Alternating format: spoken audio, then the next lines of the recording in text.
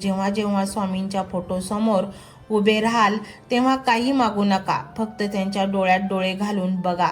तुम्ही त्या डोळ्यांमध्ये खोल शांतता दिसेल, जी तुम्हाला सांगेल, तू कशाला काळजी करतोस, तुझं सर्व ओझं आता माझं आहे.